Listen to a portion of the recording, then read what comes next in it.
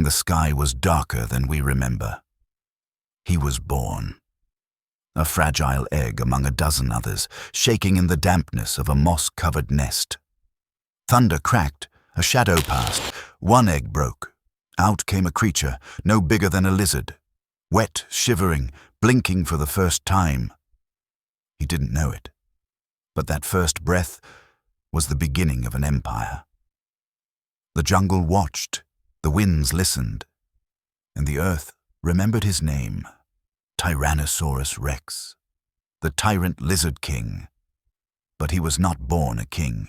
He fought for every breath. He crawled through mud, fed on insects, survived on scraps. His siblings died within weeks. He did not. He learned the smell of blood. He learned silence, the kind that saves you. He learned to wait in shadows when others ran into the light. By the time he was 5, he could outrun most predators. By 10, he was the predator. He hunted at dusk when the mist clung to the ground. The morning was too quiet. The usual cries of the pterosaurs were gone. The insects that buzzed every day like clockwork were missing. The air felt heavy, like the sky itself was holding its breath. Deep in the jungle, the Tyrannosaurus stirred from sleep. His breath was slow, uneasy. He felt it in his bones before he heard anything. A vibration, subtle, like the earth was whispering or warning. The trees stood still. The birds did not return. Even the wind stayed low, afraid to speak. Something was coming, not a rival, not prey, something larger, something ancient, even more ancient than him. A second sun had appeared in the sky. It burned brighter than lightning, but made no sound. It was not a god.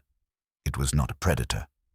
It was death, hurtling through the stars, unseen by every eye, unstoppable.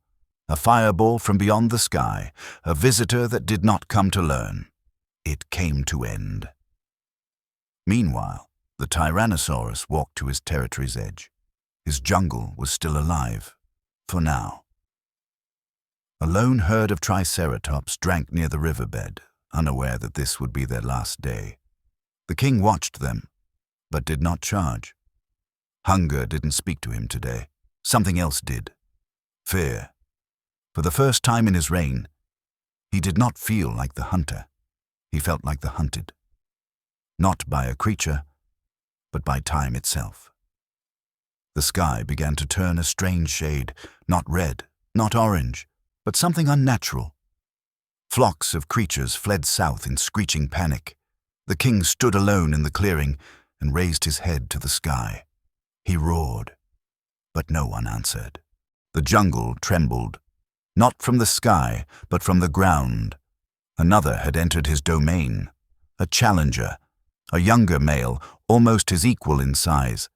His blood fresh, his eyes sharp. The king had faced many like him before.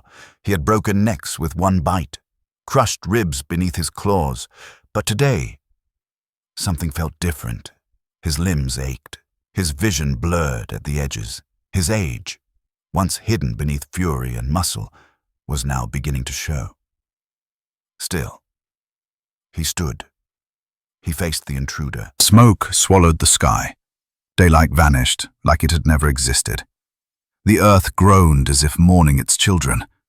Forests that had stood for millions of years crumbled into embers. Rivers hissed and turned to steam. Mountains shook beneath the fury of falling ash. And amidst the chaos, the king lay still. His chest rose once, then again, slower, shallower. He was alone now. The jungle was silent, but because there was no one left to scream. His breathing turned to a rasp, dry, cracked, like leaves in winter. His body, once mighty, had become heavy, broken. He looked around through half-closed eyes. The trees that raised him were gone. The rivals he fought were gone.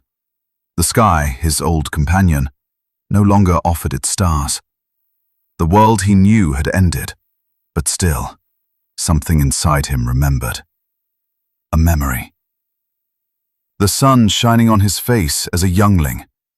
The first time he tasted victory. The roar he let out when he claimed this land. In that final breath, he did not see fire. He saw life. A group of humans, walking with cameras and brushes, kneel in the dust. They uncover a jawline.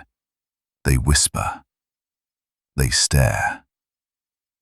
This one must have ruled them all, someone says. Another holds the massive tooth in their hands, stunned by its size. For though the body died, the king's story did not.